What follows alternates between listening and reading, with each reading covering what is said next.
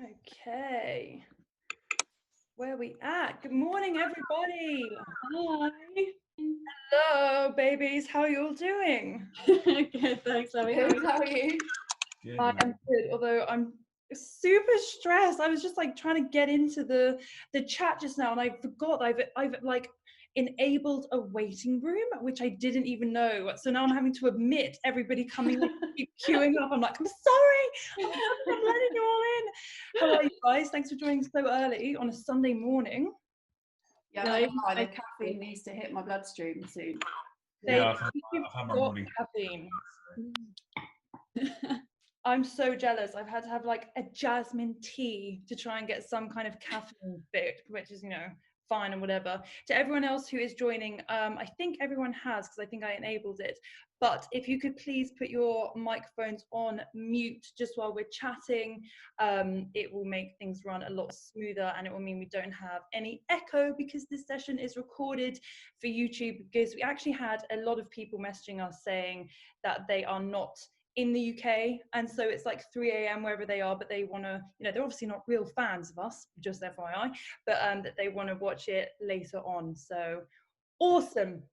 Let's get cracking. People are going to keep coming in as it goes, but as I recently discovered whilst recording a podcast, Zoom only records for the hour that you've set the meeting for. And I also lost half a podcast when I did that. So I'm going to get going.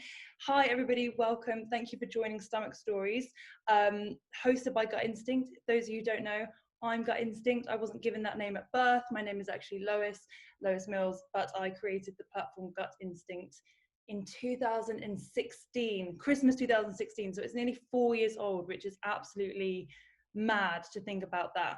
And originally I created the space because there was nothing at the time on the internet, and the internet was not a new thing, but there was nothing on the internet that was kind of pro body positivity, that was talking about invisible illnesses, especially Crohn's disease. And it was a really, really weird space. So I thought, right, I'm going to create a YouTube channel, I'm going to create like an Instagram and a blog and all that stuff, and talk about things which are normally seen as a bit taboo. I think being a young woman and being diagnosed with Crohn's disease, and trying to live my best life in London, in the city, and suddenly having a disease and people asking you, oh, so what was wrong with you? Why are you so ill? Why were you leaving all the time? And to say, well, it's actually because I couldn't stop shitting myself and I was going to the toilet 20 times a day, is not necessarily the easiest thing for people to talk about. And I think in the last couple of years, this platform and this space and all these people, amazing people who we're going to be talking to this morning, have all been doing their own little bit in their own corner of the internet and having their own stories and sharing their own experiences, and really, I guess, opening up what is typically a very taboo topic. So we're going to get in. We're going to start with Bryony Hopkins, but just beforehand, a little bit of housekeeping, which I've already said. If everyone who isn't speaking could keep their mic on mute, that will just streamline the whole process and make it very easy breezy, cover girl. And when we are speaking, if anybody has any questions, I'm sure you've used Zoom before, there's a little chat box.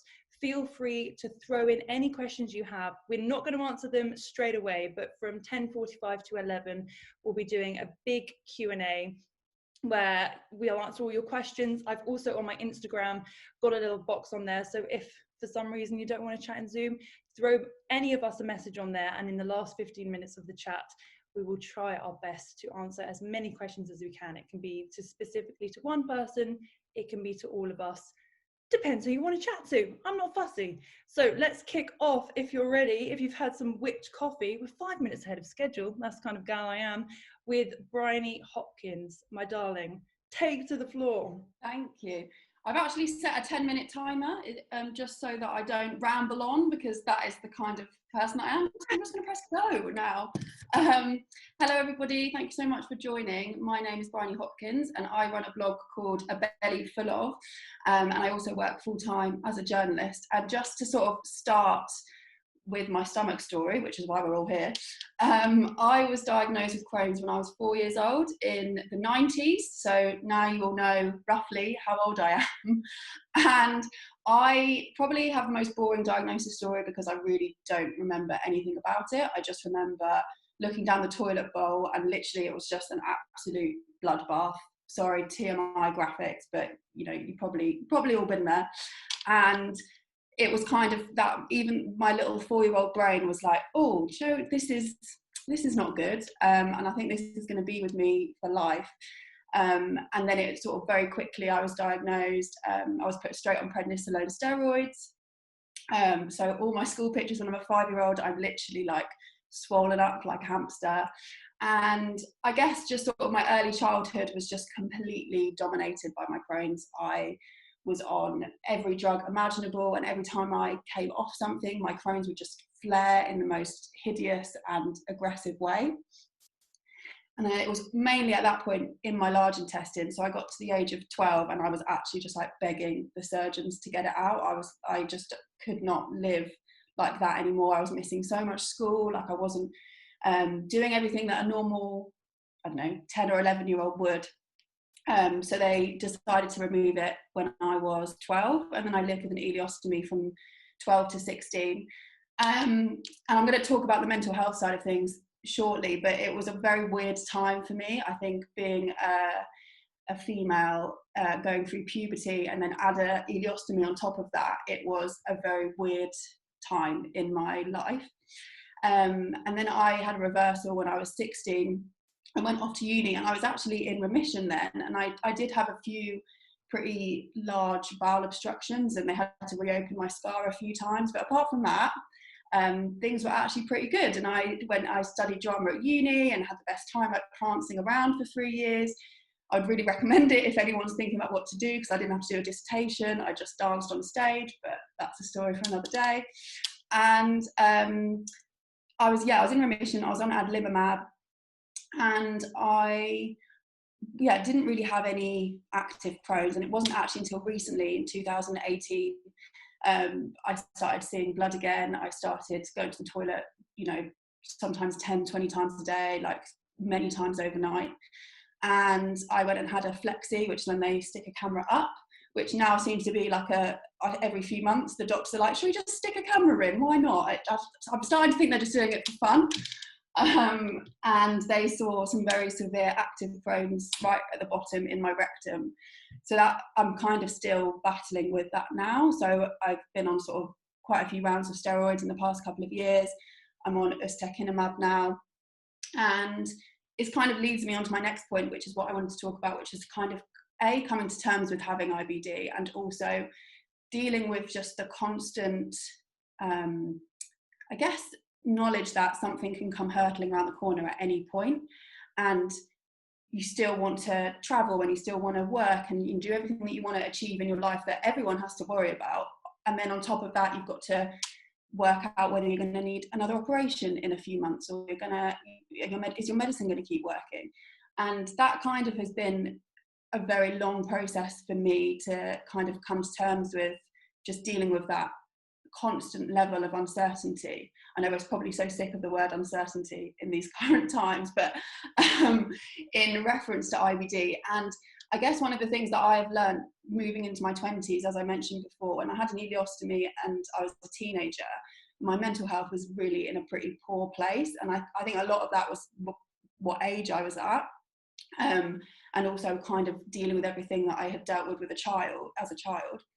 But now I'm into my 20s and I feel confident enough to talk about it openly, which again is something that I have only been doing for about 3 years. Before that, I didn't tell anyone that I had Crohn's. It was like you said at the beginning, Lois, it was quite taboo, and it was, I felt embarrassed as a teenager, which is absolutely ridiculous now, because now I just tell anyone left, right and centre about inflammatory bowel disease, and I'll talk about bowels as much as I possibly can. So things have changed, but one of the things that really helps me is just focusing on just taking every single day as it comes, because I know that my Crohn's has always been very aggressive, and even though I'm going through lots of medications at the moment, I know I'm going to have to deal, whether that's in 2 years or 5 years, I know I'm going to have to deal with some more pretty big surgery and many more medications. And I could spend all my time worrying about that and when that's going to happen and if it's going to collide with other things I want in my life, or I can just focus on what's happening now, enjoy what's happening in my life right now, and just literally take every day as it comes. I know it sounds so cliche, but I just believe it so much, and now I don't, get myself in a tizzy about worrying when the next flare is going to come around the corner or what they're going to find at my next flexi. I just concentrate on what's happening today, what's happening tomorrow, and that kind of concept just really serves me. And it just comes back to that, we can't control what happens with our IBD, as much as many people slipping into our DMs will try and tell us that we can cure it with turmeric or like doing a headstand, which we're obviously not going to be able to do.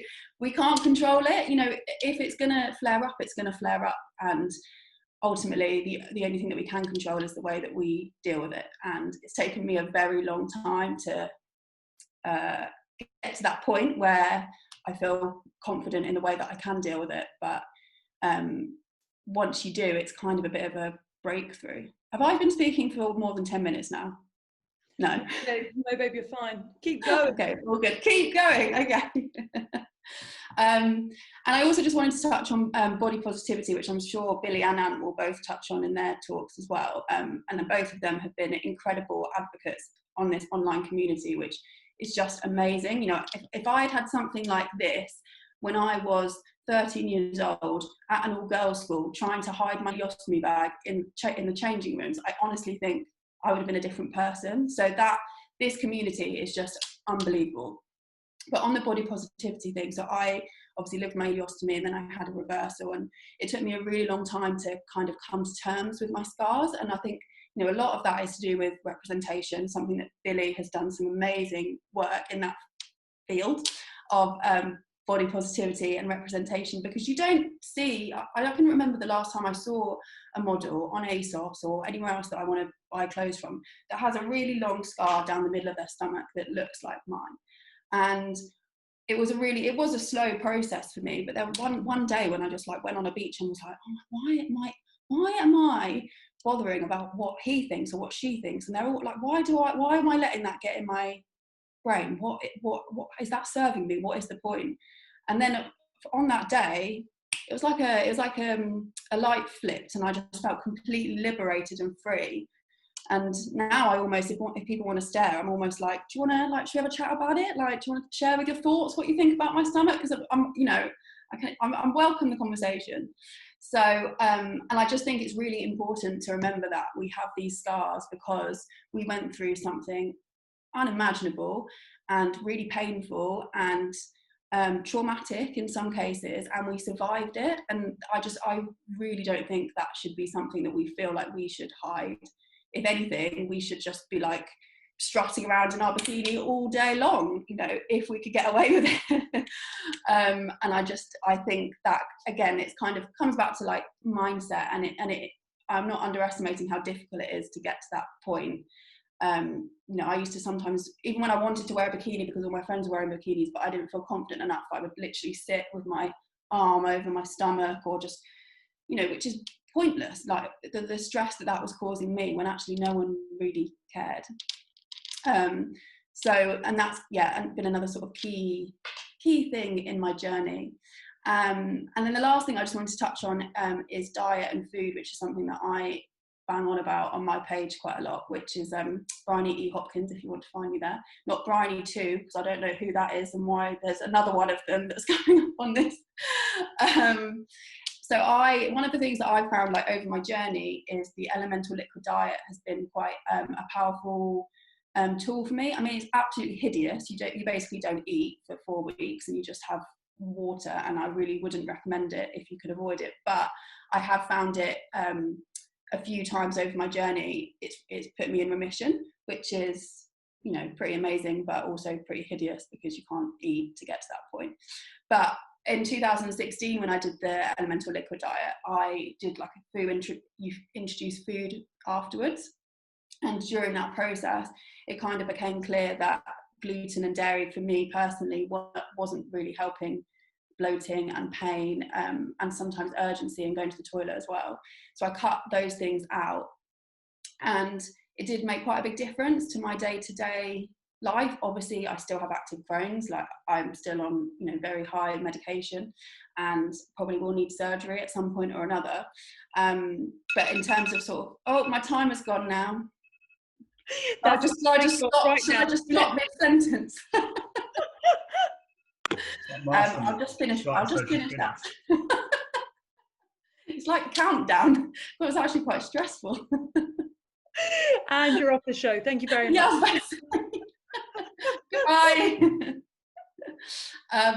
I've basically nearly finished banging on anyway, so it's all good. I just wanted to say that I think consultants are moving, and gastro specialists are thinking a little bit more about diet and how it impacts IBD. I have to obviously say any change you make won't necessarily cure it.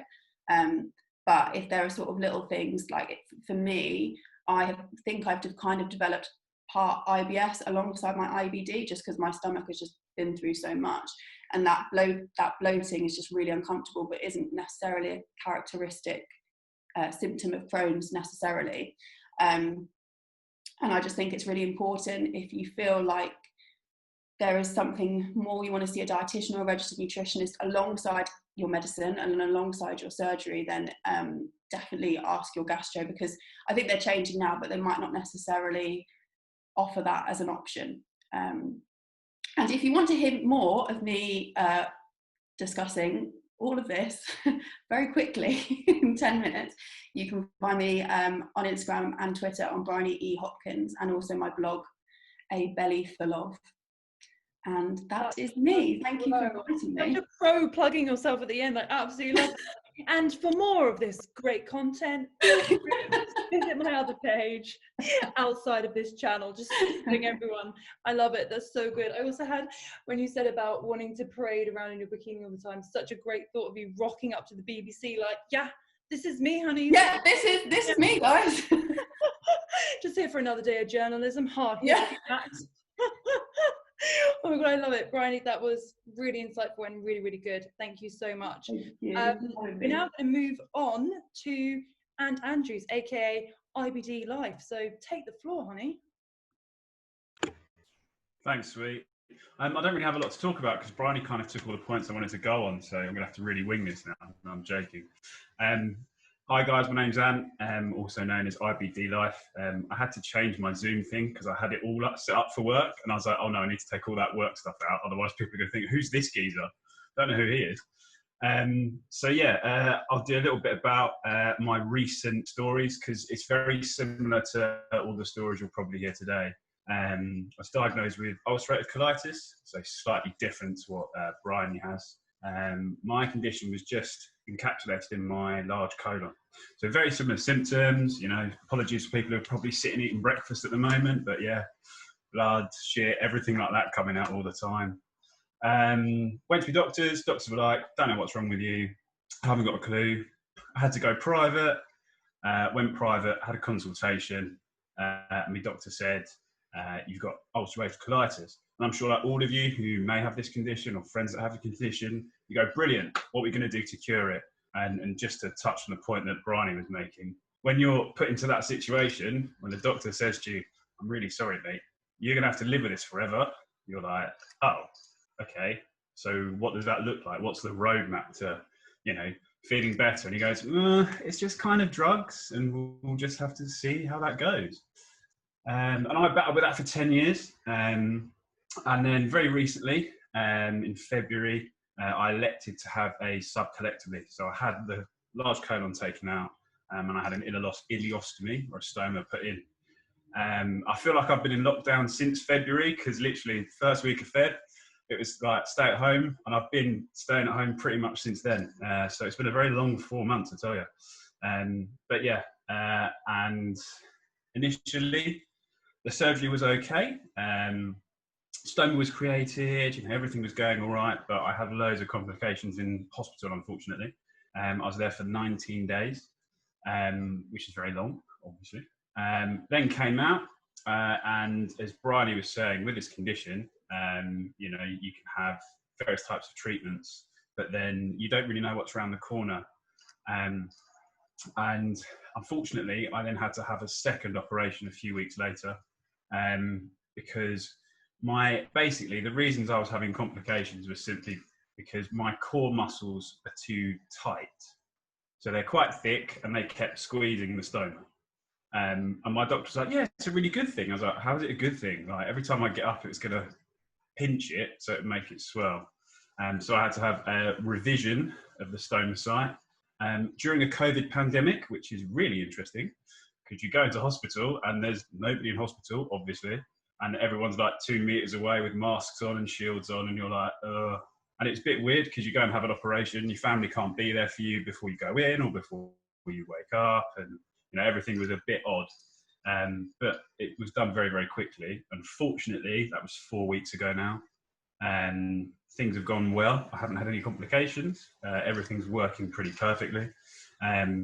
So yeah, the other things with this, as Briony was saying, as Billie and Briony have done, and even yourself, Loïs, you know, before I really started my page, I think you were the first 3 or 4 people I started to follow. And the amount of awareness and, you know, all the amazing things that you've done in regards to mental health, body positivity and stuff like that, you know, really helped me in certain times. You know, I think I still regularly message all of you, even Billie the other day when I was like, if you put on something high-waisted, will that flatten the stoma? Will that make things bad? Because I'm still like learning as I go along. So the fact that we have this community we can share and, you know, just chat with people and get help is really, really important.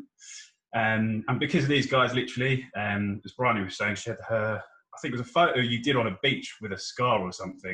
And I remember looking at that going, that's really inspiring. I want to be able to do something like that. So very recently I've been doing, you know, same things, getting my bag out, just as Billie's been doing, you know, because we need to have more people raise awareness. And there's not enough men doing it, I don't think. I think there's a lot of women that are quite, you know, more liberal in the sense that they want to share their bodies and stuff like that, because, you know, I think there's just no guys that want to talk about it.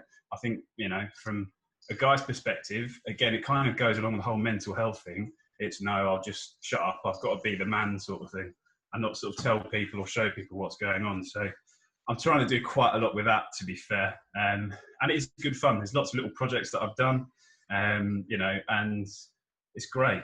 If people are thinking about having an ileostomy, I elected to have mine because I have no symptoms now. It's very, very weird. Like I don't run off and go to the toilet. I'm not in any pain. There's no issues whatsoever. I'm on no drugs for the first time in like forever. So I have a lot of energy, which is weird. I'm not just like, ugh, all the time. You know, I can literally get up, run around.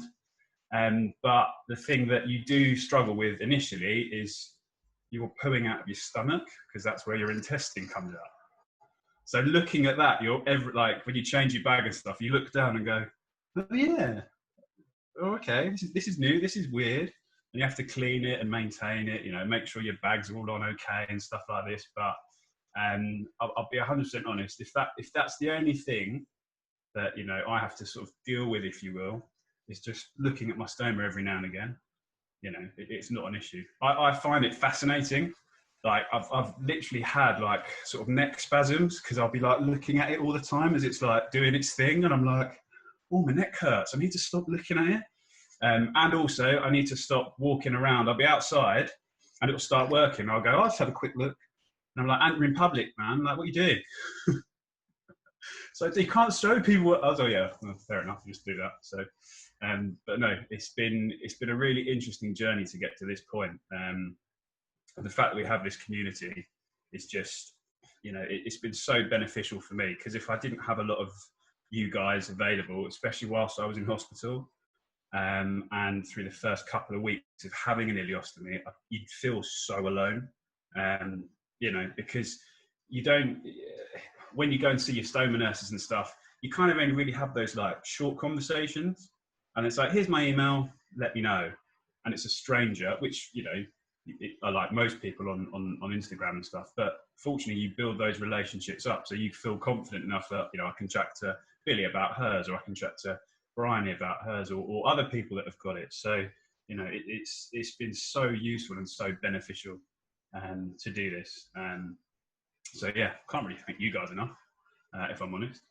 And yeah, the only other thing I was going to talk about was how being sort of body confident with a bag is quite odd, because I've got so much more confidence now than when I didn't have my bag, because, you know, you run off to the toilet every 20 minutes, or you have to find and locate the nearest toilet. So if you're, wherever you're going, it's got to be like, right, I've got to make sure I get on this train. And if I have to stop, there's toilets in this train station. There's people over here that I know I can run that way and get into that toilet. Or if we go to this event, you know, and it's not having that sort of anxiety anymore, just around just simply meeting up with friends and stuff is so nice. And, you know, as Briony was saying, I couldn't care less, you know, I've got my bag, whatever, it doesn't really bother me at all.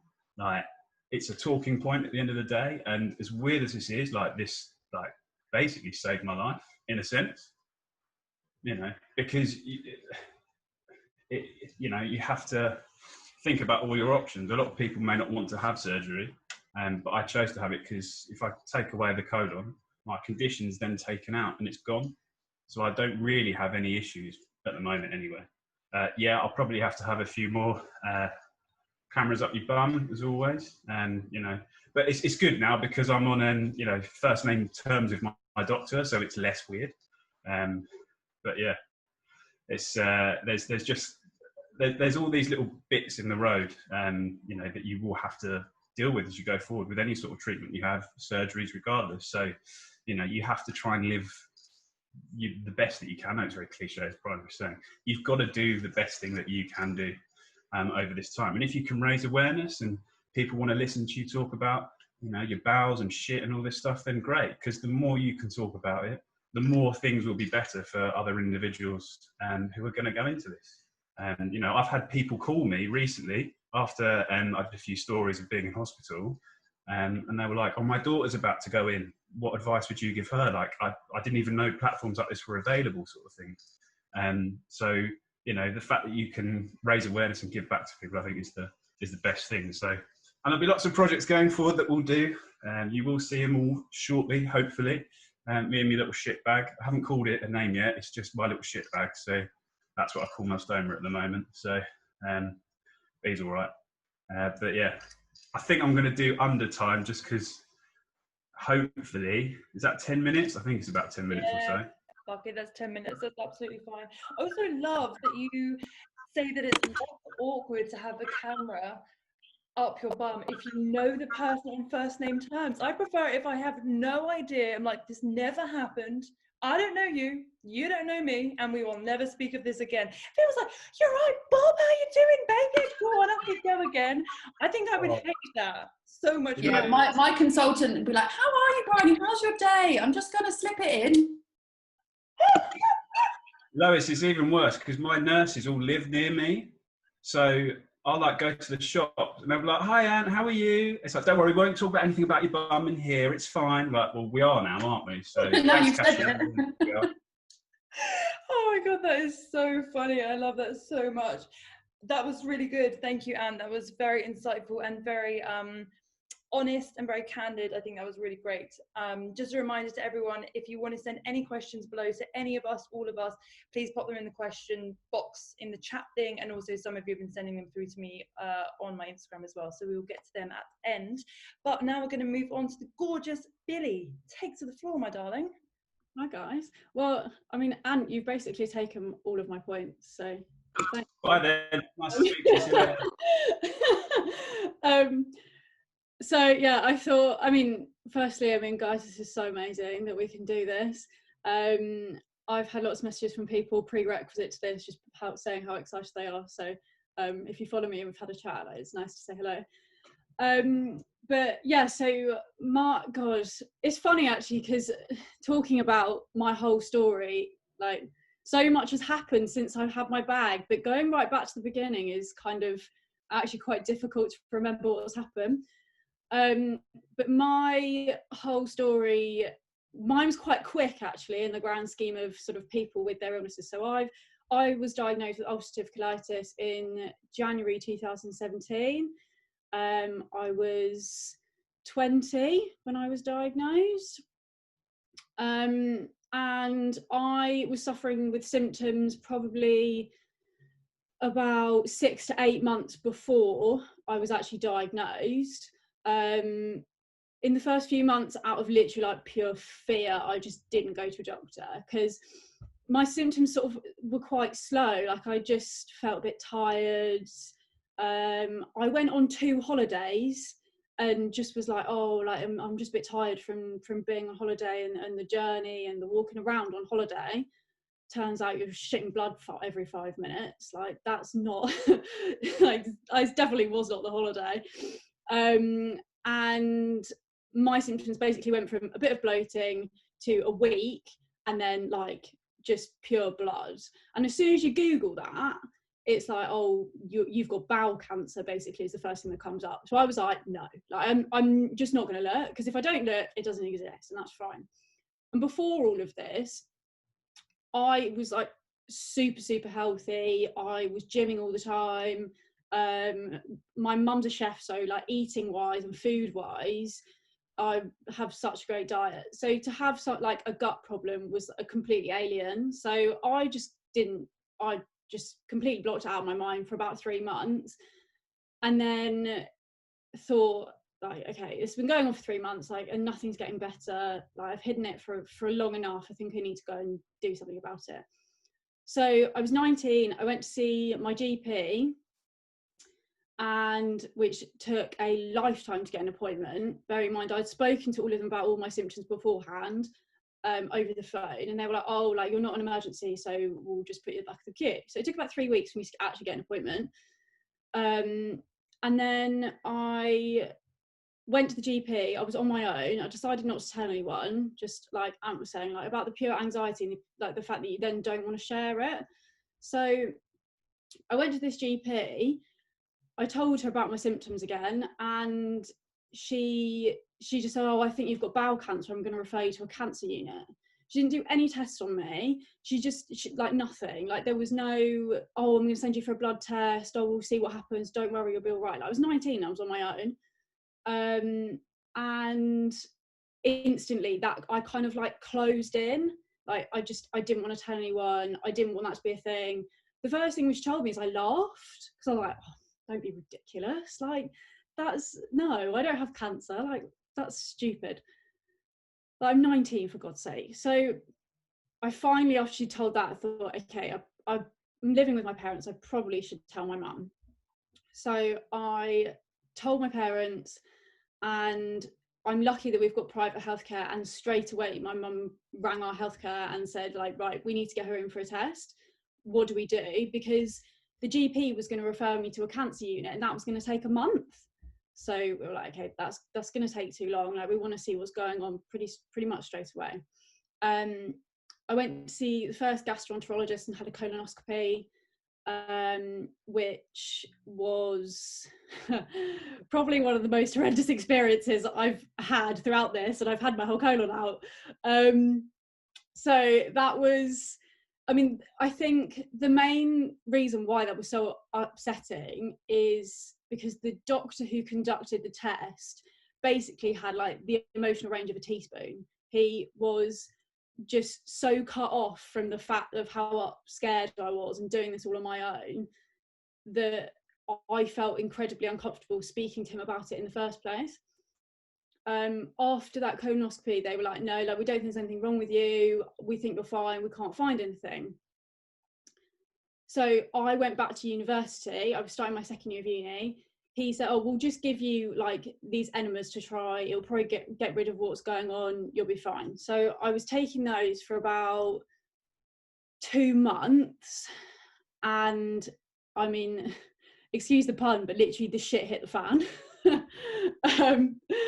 And within, I think probably within those 2 months, like everything was sort of quite relatively stable, and then I just fell off a cliff completely. Like it feels like it happened like within a week, where I was going to the toilet 30 times a day.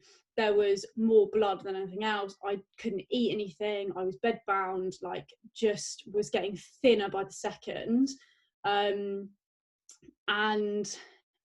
I was at university, so I was then like, no, I'm not going to tell anyone. Still had this kind of like blinkers on, didn't want to say anything. My dad called me and was like, this is ridiculous, I'm coming down, like, there is something wrong with you. he dragged me to A&E. This was before I was diagnosed as well. So A&E had me in there for 6.5 hours to only be like, oh, here's some iron tablets, we think you've got an iron deficiency, which anyone with inflammatory bowel disease will know. If you're taking raw iron, I mean, like, that is going to, excuse my language, but that is going to fuck you up even more. So I was then taking these raw iron tablets, and I mean, the amount of times that I'd wake up like passed out in my bathroom because of how much pain I was in, I thinking about it now actually gives me the shivers. It was like pretty awful. And then I finally got to see a specialist, saw a gastroenterologist, but I have to say, like, he was amazing. I mean, I felt like every time I went into his office that he was going to hug me. It was so nice to have someone that really cared. Went through all the tests, was finally diagnosed. I had 11 months of treatment, of going through the IV steroids in hospital. I was in hospital about 3 weeks after my diagnosis. They then started me on infliximab. I was on 2 other types of oral steroids and azathioprine, methotrexate. Oh my God, remembering all these words now. And just like was taking this whole bloody pharmacy. It got 11 months down the line and they were like, yeah, like, none of this is working. You're in exactly the same place. I was thinner 11 months after my treatment than I was when I started it. So I was probably bumming around the 5 stone mark, which I didn't even realise. I was just in my pyjamas all the time. It wasn't really going anywhere because like it couldn't even be more than 2 feet from a bathroom. And throughout all of this was just started messaging people about, you know, finally feeling like I could open up about it, but sort of in like quite an enclosed space. So I didn't want to be sharing anything. I didn't want to put it out there yet. And then when I was in hospital, I just decided, you know what, I'm just going to write some stuff down. Started writing it down and felt like it was really cathartic to kind of get that out. I mean, I was like so drug induced, like reading my first blogs back, honestly, like now with what I know about how to write things, or it gives me apoplexy, the kinds of things I wrote back then. So I was writing stuff down and I sent it to a friend and she was like, oh, I've found this so helpful to understand what you've been through. So will you, like, why don't you share it with a few people? Like, even if it's like within your family or friends, whatever. So I sent it around to a few people and they were like, yeah, this is really, really helpful. So that's when I started sharing. And that was sort of halfway through my treatment, started sharing all of the like hospitals and stuff, and then started connecting with people. And it was such a lifeline because I'd isolated myself. And because I didn't really want to tell anyone about it, I felt like everyone was against me. I felt like no one that had it, anyone that didn't have it couldn't understand. So I was like, well, screw you, I don't like you anymore because you don't understand what I'm going through. So the whole thing, like, I had penned myself into my own little bubble because I was just angry with everything. And like, everyone was horrible, everyone was annoying. The whole thing was just, I think, because I was so internally angry at myself for being sick that I just exploded with everyone else. But finding people who really understood what I was going through, and the fact that like we could talk about our favourite nurses or like the crazy stuff that you see in a hospital, and just those things that if I was like, oh, I saw some nut job walking around a hospital and, you know, nurses running, like literally like nurses running after him trying to drag him back into the hospital so he wouldn't run away, like saying to that someone who has not been in hospital and who has not seen those kinds of things, they think like, you can't say that, like, you can't laugh at something like that. But talking about those things really, really helped. So the more I started sharing, when it came to surgery, I mean, literally, the day I walked into hospital for my surgery was almost a year after I'd been diagnosed. And I walked in and could not walk. Like, my mum had to wheel me into hospital because I just couldn't walk. And I was in the lift with her, and I vividly remember saying, oh, I'm sure I'll be fine, I'm sure they'll let me go home. And she was like, I'm going to take a photograph of you, so every single time you think that, you can remember that you look like a zombie and that you need this now and you're not coming home with me. So I went to see my surgeon, who is honestly the most amazing man. He's so lovely. And mum sat me down and we were having a chat with him, and he was like, hey, we'll take your heart rate and your blood pressure to see how you're going. and then we'll see like what we need to do. Because from his point of view, I don't think he realised how sick I actually was, even though it was all over my face. So the nurse wrote down the blood pressure and my heart rate, and just like kind of like slid it across the table to him. And like, you know, when someone does that, that it's bad. So she did that, and he looked at it and basically said to her, okay, like, I need a bed now, and I want tests lined up for tomorrow morning straight away. Because they have to do all their own tests, obviously, because I was being referred to a completely different doctor in a completely different county. And my resting heart rate was 152 beats per minute. So I was just like, my whole body was just imploding on itself. So I spent 7 days before my op of them doing loads of tests, and then I had my surgery, and I put out a message on Instagram and just saying, like, if anyone's had this done, like, I just need a little bit of support, or just to help me, because even though doctors and hospitals are fantastic, you're only in hospital for a short amount of time. Like, you're living out of hospital a hell of a lot longer. So I really felt like the community could help me a lot more than my doctors could with the things I was going to experience, you know, like what to wear, whether I should like just chuck out all my clothes and buy a whole new wardrobe, which I've been doing in lockdown, whether like how bag changes work, where to get all the supplies, what kinds of things you're going to need, all those kinds of stuff. Even though my medical team are fantastic, but that was such a lifeline for me, and it was something that I feel I've got to where I am now. Like, without that, I wouldn't be where I am now. I wouldn't be confident enough to show it online. I mean, I think about how body conscious I was before I even had inflammatory bowel disease, before all of that happened. I mean, I'd scroll through Instagram and just hate myself with every picture I'd be looking at. So creating this safe space has been such a big thing for me, because before all of this, I used Instagram basically as like a self-hatred of like tearing myself apart, because I wanted to be taller, skinnier, all those things. And how being able to do that and completely change that narrative now for me has also been really cathartic. So I think I've probably just rambled on for way too long, but I think it's just, that has been one of the biggest things for me. And being able to, even with someone who doesn't have any connection to the illness or stomas or doesn't know anything about it, being able to get in front of a camera, which I have to say is one of the scariest things I've ever done, and be shot for a magazine, like with your bag out, it was so much fun.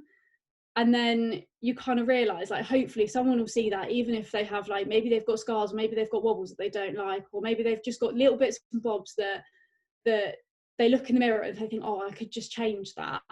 If they could see someone who has scars, has been through, like, been to hell and back, has got a bag on their stomach, whatever it is, and think, oh, actually, no, like, she looks like that, or he looks like that, so I'm happy with who I am. I think that is such a big thing.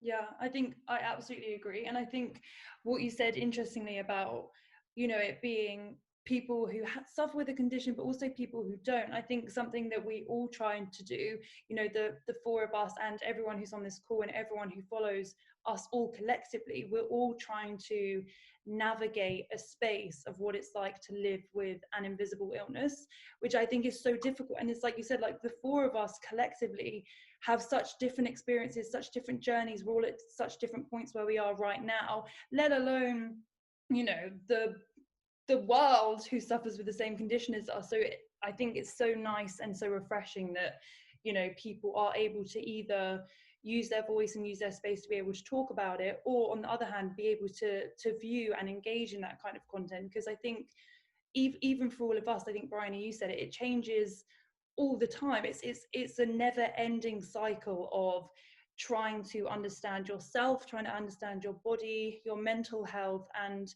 kind of look at your illness holistically. I think something that I talk about a lot recently, not on my actual page, even though I'm maybe going to try and boost that back up, but I get so many messages all the time about, oh, you're so much better now when you don't post, and you're not sick and you're not in hospital. And it's so interesting that sometimes I think when you think about being sick, it goes back to the same taboo of you don't look sick, which we all talk about all the time. And I think just because your journey is different to someone else's, I mean, for those people who don't know, I've been medication free now for 2.5 years, which is like really incredible, and I'm really happy with the way that my health has been able to transform, because my Crohn's was absolutely frigging awful at points. And Billie, when you said about like passing out on the floor, being in so much pain, I've got so many horrible memories of literally being like curled up naked in my bathroom on the floor on my bedroom. And when A&E was called one time, I remember calling 111 because I thought I was going to die. And I text my dad, and like we don't even really talk that much. I remember being so scared for my own health that I text him and I was like, I'm really sick, like I really think I need help. And going from those kind of experiences to now us all hopefully projecting positivity and trying to be a voice of comfort, I think for so many people is really, really important, that there are ups and downs of the journeys, but there can be as many ups as there are downs. And I think there is no cure for Crohn's or colitis as we know it. It's just about living with it the best way that we can and dealing with it for what's right in the moment. And I'm not on medication right now.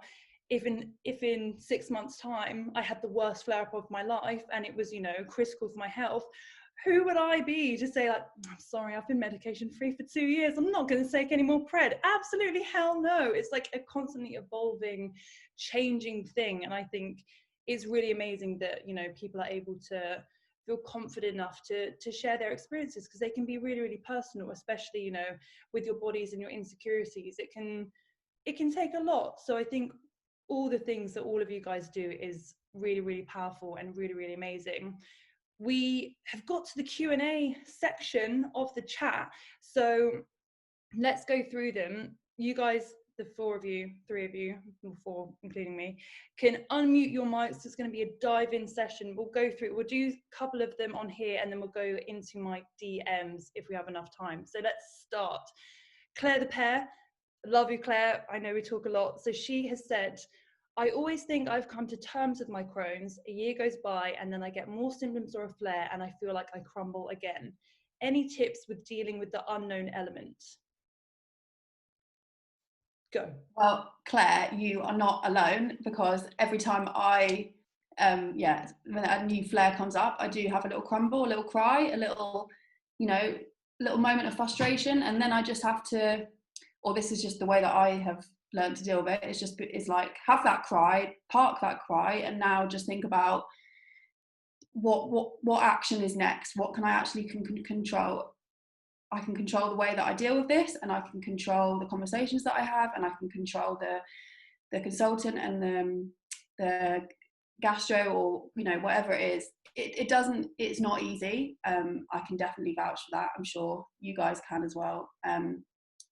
I try not to, every time a flare comes up, I just try not to worry too much about where it might end up and just deal with what is happening right now. Yeah. I don't know if you guys have any other thoughts. Well, I was going to let someone else have another thought, but then I've just seen we've had an influx of questions. So Briony, would just your answer for that? Yeah, fine. That was good enough. That was perfect. I think that was, I think you're right. You have to, there's no point worrying about what's going to happen tomorrow, let alone a week, let alone a month. I think your health, especially when it comes to your gut, that is just so reactive and so reflective of the world that you live in, your mood, sometimes like stress, for example. Let's not go down the stress hole about how stuff like that affects your gut. I think you're right. You can just deal with the knowledge that you have and your health at the time and not worry so much about what it's going to be going forward. And we've had a couple of questions for you. I'm going to combine them in the interest of time, which is saying that your surgery was elective. This was from Catherine. How were you able to come to the decision to commit to it? Were you worried that it was ever not the right choice? And then Jay Greenlee has also said that you tried a fake ileostomy bag before having surgery. Now that you've had the ileostomy, do you think that helped at all? Yeah, so having the little trial bags, and obviously there are a couple of companies that'll do it, like Salts and Colitis and stuff, it really helps you come to terms with it mentally. They literally send you like a small sort of squishy stress ball style stoma, stick it on your tummy, and you put a bag around it, and you just live with that for like a day or two. So you really start to get used to visually seeing what that will look like, sort of thing. The reason I elected it was quite simply having exactly the same symptoms and problems and fainting and all these things that you've all discussed. My doctor said, "Oh, we're going to put you on, even stronger biologics." But then my kidneys and my liver started shutting down, so they said, "We've got to take you off them." So, and I was like, "Cool, what do we do now?" And they went, "We don't really know." So I said, "What's the point having all of these medications that are going to harm me? Just cut it out." Like, that makes more sense in my head. You wouldn't like, have a gangrenous hand and just keep pumping your hand full of drugs to make sure your hand would still work. Take your hand away, you would still have, you'd still have a great life, but you'd be slightly different, wouldn't you? So, I came to terms with it quite early on, but my surgery kept being moved back. So I think it was about 9 months until I actually had my surgery, because it was supposed to be May of 2019, and it kept being moved back. So, and I haven't had any times where I thought this isn't a bad decision. Like recently, I've, just like everyone's been saying, you're going to have ups and downs. Even with a bag, you're going to have like days where you might have partial blockages or pain and stuff like this. Like, you just need to go, that's what's happening today. Tomorrow's a new day. And I think when you go through these illnesses, and for as long as we have, you learn that. You go, right, this isn't permanent. But even if it, you have a bad day and it gets worse, you then go to hospital and hopefully you get the treatment that you need. And that just becomes part of your everyday life. And the fact that you can then talk to people about it and message people, like everyone in this chat, you're more than welcome to chat to any of us, and we'll still say the same things to you, like, it'll be okay, like, if you need us, give us a call, whatever you want, because then you won't feel like you're on your own, and that will really help people with their mental health as well. So yeah, if you need to get a bag, or you want to chat to me about it, or Billy, or whoever else has got a bag, just fire more questions away. I'm going to do a sort of plug like Briony did. I love all the self-promo here, guys. It's so good.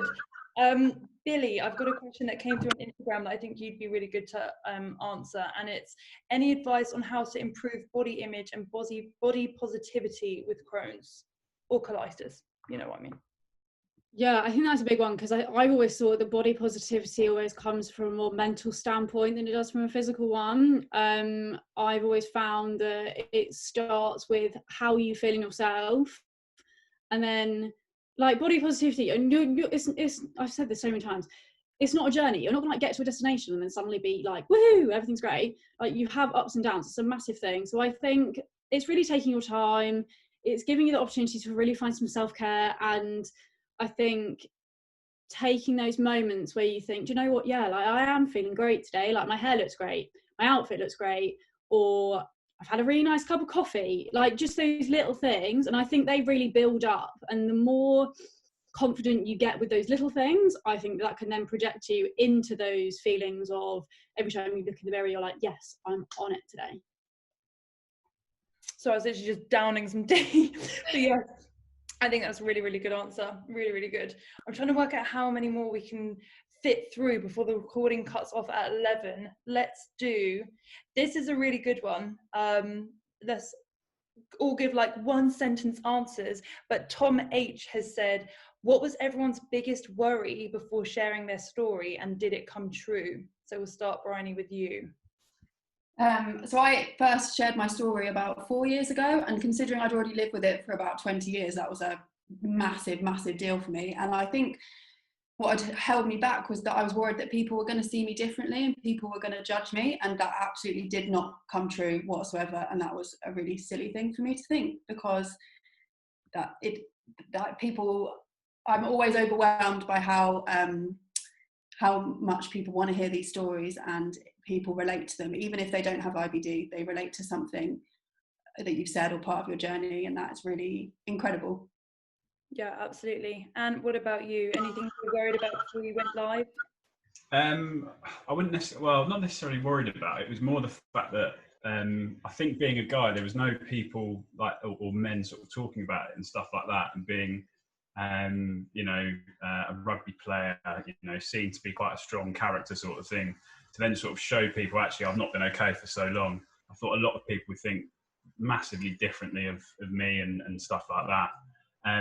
But weirdly, it's just like, as you've just been saying, like, all your friends and family are like, oh my God, I didn't know. Why didn't you tell me earlier? Like, we would have understood. I really wouldn't worry too much about what other people think. It's you and it's your thing to sort of go through. And you learn to live with it, and the way you share your stories and stuff, like, it should be about you. You shouldn't worry about sort of like negative press, if you will.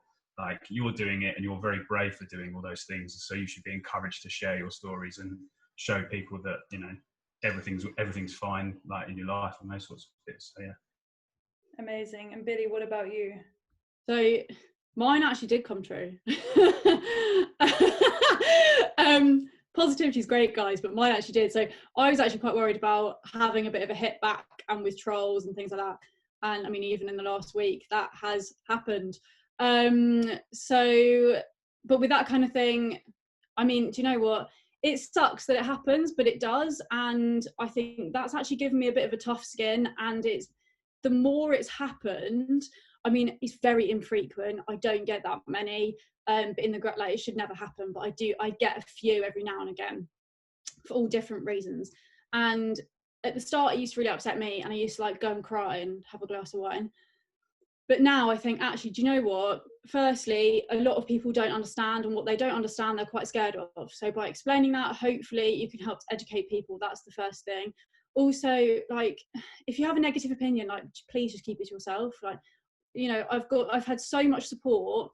And actually, even in the last week, there's been such a huge bout of support that I don't feel like those negative comments massively impact me anymore. I mean, they are still a bit of still annoying, and it's like, oh, please just keep your mouth shut. But it's going to happen. It's something you deal with, and I think that they've probably got a lot more problems that they project onto you rather than you being an issue. So, but that's something that I've learned to deal with, and I think if you are considering sharing your story or just putting yourself online, I think that's something that think if you're going to be able to deal with it, think if you're going to be able to, internalizing is not the best way to do it, also fighting back is sometimes not the best way to do it. So I think it's thinking about how you would react to those negative comments, and if you think you react badly, maybe just take a few weeks to not put it online, and then just give yourself some time to just absorb that and see how you feel.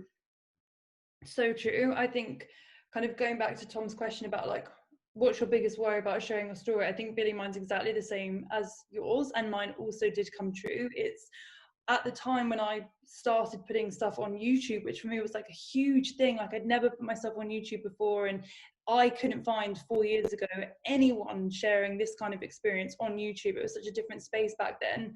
And you're putting yourself out there talking about like poo and your body image, and like, especially for a young woman, and things change all the time, but back then, and even still now, people can be really horrible. I remember I was single when I put my first ever YouTube video out there, and I remember I think I used one of the screenshots from my video as like my Tinder profile picture, because I was like, I'm actually quite proud that I'm doing this. Like, it makes me look a bit of celeb. So like, put the screenshot of me on YouTube, obviously hid the title of the video, just my picture. And then I think I was like talking about it some more, and or maybe it was like Bumble, I don't know, whatever app that is that syncs up to your Instagram, people were going onto my Instagram profile, finding then my videos, and I would receive so many comments. There was this boy at the time who like I regrettably kissed, and he had messaged me being like, oh, I've just seen your YouTube video. I think that what you're doing is really brave, especially when the topic is so disgusting. And I remember just thinking like, what the fuck? Like, what the actual fuck? Like, obviously he's now not my boyfriend and he's in a very happy relationship, like, good for him. But, you're like, why say that to anybody? And similarly to you, Billie, like I don't put like necessarily pictures of my body. I'm not as brave as that. And like, also I don't have a bag, so there's not really anything to see. But, on my YouTube, I even still now receive an influx of horrible, negative, weird comments. And at the beginning, I used to do like I would screenshot, I don't know why, I'd like punish myself, I'd screenshot them like obsess over them and only think about them, you know, forget about like the 40,000 views and like the 7,000 thumbs up. It would be the 2 thumbs down and the 2 people who were so mean. I'd be like, oh my God, people hate me. Why am I even doing this? But I think, do you know what, regardless of what you're talking about, putting yourself on social media or on the internet full stop is a very brave thing to do. Like, you know, you could put a picture of your family holiday with your dog and there would probably be someone who's like, ew, I hate your fucking dog. And you're like, oh God, like people can just be mean. So I think you have to be brave, but I think like what all of you have experienced, realistically, when you think about it like rationally, you are helping more people and you do receive more positivity than you receive negativity. And it's really hard. It's a real mental battle to filter out the negative comments. But I think what we've seen in this space and even in this chat today and the interest we've had in this event and, you know, the amount of followers and comments and likes you guys all get, what we do really does help people, and your stories really do resonate and bring so much joy and hope and comfort to so many people. So big round of applause to all of you. Yes, just me clapping on my own. Love it. Guys, I'm going to wrap this up because the recording will stop in 1 minute and I'm going to upload this to YouTube with all of your permissions. I just want to say a huge thank you for giving up your Sunday morning. It has been an absolute pleasure. I've loved every minute. I'm sorry to all the people who've asked questions that we haven't got back to. Please feel free to follow these guys on Instagram, send them a message. Sorry guys, if you now got some messages. Do you each want to give a final plug of where people can find you? You can find me at Bryony Hopkins or my blog www.abellyfulof.com. Love it. And mine's just at IBD Life. I haven't really got any further social media things. I haven't done any in a while, but I think I'll probably do it a bit more now. As lockdown's ending, I can do other bits. So yeah, IBD Life. Many questions as you like. And mine is Billie Anderson X. Yeah, please send any questions that you have that we haven't been able to answer today. I'm happy to answer anything. Amazing. Guys, thank you so much for joining. It's been a real pleasure and I hope you all enjoy the rest of your days. Have a wonderful Sunday. Thanks for having us. Thank you. Come in. Really, thank you so much. It's been great fun. We now do the awkward wave to try and work out how to end the meeting. Yeah. Just end the meeting like. You know what the worst thing is as well? It doesn't just end. You have to like click once, then click again to end it. So it's like, 1 sec. Thank you, everybody. Have a lovely day. Bye.